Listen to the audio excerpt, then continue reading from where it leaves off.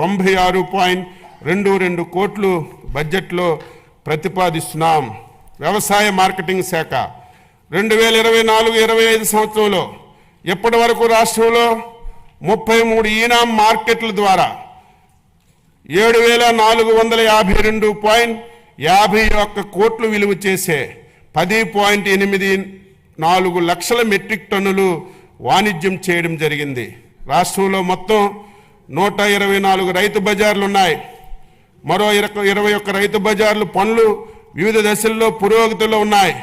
రాష్ట్రంలో గతంలో నిరుపయోగంగా ఉన్నటువంటి 15 మొబైల్ రైతు బజార్లను కూడా మళ్ళీ ఉపయోగంలోకి తీసుకొచ్చాం.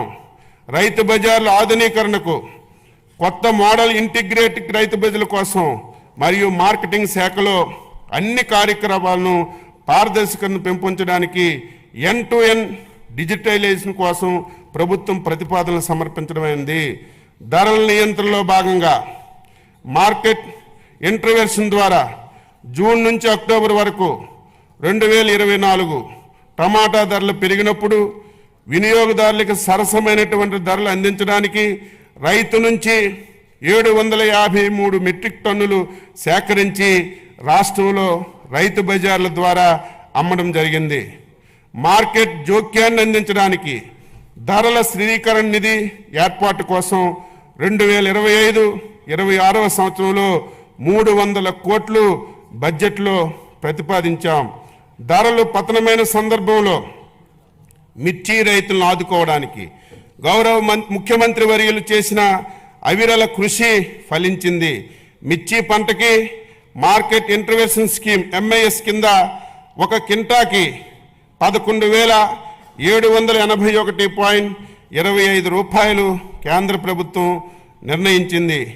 MIP ద్వారా ధర కంటే మార్కెట్ ధర పతనమైనటువంటి సందర్భంలో వ్యత్యాసాన్ని ధనాన్ని కేంద్ర రాష్ట్ర ప్రభుత్వాలు 50-50 నిష్పత్తిలో రైతులకి చెల్లించాల్సి ఉంటుంది. మిర్చి రైతులను ఆదుకునేందుకు గౌరవ ముఖ్యమంత్రి గారు చేసిన కృషిని ఈ సందర్భంగా ప్రత్యేక ధన్యవాదాలు తెలియజేస్తున్నాను. ధాన్యం కొనుగోలులో సంబంధించి 1674.47 కోట్లు గత ప్రభుత్వం బకాయిల్ని మా ప్రభుత్వం జూలై 24లో రైతులకి చెల్లించడం జరిగింది. 2024 ఖరీఫ్ సీజన్లో సంబంధించినటువంటి ధాన్యం కొనుగోలును ఇప్పటి వరకు 5,31,987 రైతుల నుండి 33,32,014 మెట్రిక్ టన్నుల ధాన్యాన్ని సేకరించి 7,674.99 కోట్లు చెల్లించడం జరిగింది. పై మొత్తంలో కేవలం 24 గంటల లోపే 6,726 కోట్లను 24 నుంచి 48 గంటల లోపు 948 కోట్లను చెల్లించామని గర్వంగా చెప్పదలుచుకున్నాను. 2025-26 సంవత్సరానికి మార్కెటింగ్ శాఖకు 315.32 కోట్లు బడ్జెట్ని ప్రతిపాదిస్తున్నాను. సహకార శాఖ దేశంలో సహకార ఉద్యమాన్ని బలోపేతం చేసేందుకు కేంద్ర ప్రభుత్వంతో పాటు రాష్ట్ర ప్రభుత్వం కూడా సహకార సే సమృద్ధి కార్యక్రమాలు చేపట్టింది.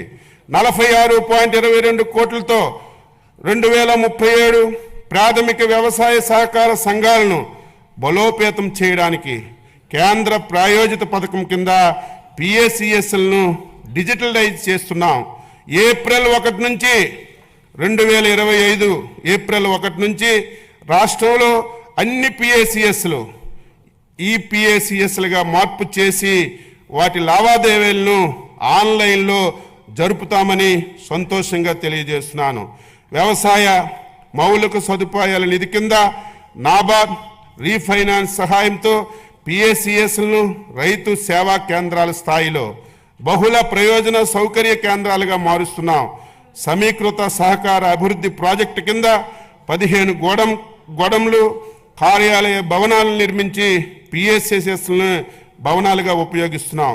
కేంద్ర ప్రాయోజిత పథకం కింద రాష్ట్రంలో సహకార సంఘాలు, రిజిస్ట్రార్ కార్యాలయాలు, కంప్యూటీకరణ చేయబడుతున్నాయి. ఐక్యరాజ్య సమితి 2025ని అంతర్జాతీయ సహకార సంవత్సరంగా ప్రకటించింది. 2025-26 సంవత్సరానికి సహకార శాఖకి 239.85 కోట్లు బడ్జెట్లో ప్రతిపాదిస్తున్నాను. పశుసంవర్ధక శాఖ గౌరవ ముఖ్యమంత్రి ప్రోత్సాహంతో పశుసంవర్ధక రంగంలో వినూత్న కార్యక్రమాలని ప్రాధాన్యతిస్తూ 2025-26 నాటికి దేశంలో పాలు, మాంసం, గుడ్లి ఉత్పత్తిలో మొదటి 3 స్థానాల్లో నిలవాలని ప్రభుత్వం లక్ష్యంగా పెట్టుకుంది.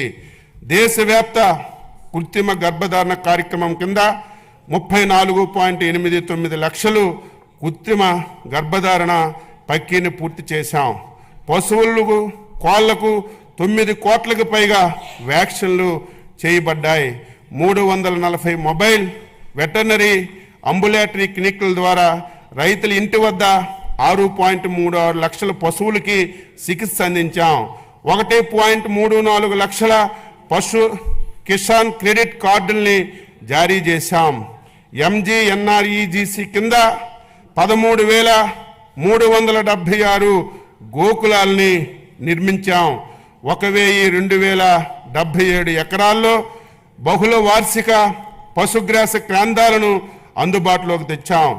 గోకులం పథకం ద్వారా MGNREGC నిధులతో పశువులకు ఆశ్రయం కల్పించలేని SC, ST, BPL కుటుంబాలకు చెందినటువంటి పశు పోషకులకు 90% రాయితీతో పశువుల షెడ్లు నిర్మాణాన్ని చేపట్టడానికి, 70% రాయితీపై గొర్రెలు, మేకలు, కోళ్లు షెడ్లు నిర్మాణం చేపట్టడానికి 50,000 గోకులాలు నిర్మించడానికి ప్రతిపాదన చేశాం. పశుదానా, పశుగ్రాసాల లభ్యతను, పశువుల్లో ఉత్పాదకను పెంచడానికి రాయితీపై సైలేజ్ గడ్డి, TMR పశుదానా, పశు గ్రాస విత్తనాల సరఫరాకు ప్రణాళిక రూపొందిస్తున్నాం. 2024-25లో పశువులు కోల్పోయిన రైతులకి పరిహారం కింద 119 కోట్లు పాత బకాయిలు చెల్లించామని చెప్పడానికి సంతోషిస్తున్నాం. 2025-26 పశువులు జీవాలు మరణిస్తే SC, ST, BPL కుటుంబాలకు పశు బీమా పథకం కింద చెల్లించవలసినటువంటి ప్రీమియంలో 80% రాయితీ, అదే APL అయితే 50% రాయితీ ఇవ్వడానికి నిర్ణయించాం. రాష్ట్రంలో పశు పోషణ, పశు ఆరోగ్యానికి అత్యంత ప్రాధాన్యత ఇస్తూ అన్ని పశు వైద్య సేవలకు, మందులు, వ్యాధుల నియంత్రణకు, టీకాలు, సులి పురుగులు నివారణకు మందులు సరఫరా చేస్తున్నాం. 2025-26 సంవత్సరానికి పశు సంవర్ధక శాఖకు 1112.07 కోట్లు బడ్జెట్లో ప్రతిపాదించాం. పాడి పరిశ్రమాభివృద్ధి రాష్ట్రంలో 55,607 అంగన్వాడీ కేంద్రాల్లో 85 లక్షల లీటర్లు UHT పాల సరఫరా చేస్తున్నాం. రాష్ట్రంలో పాల శీతల సౌకర్యాల కోసం APDD, CFL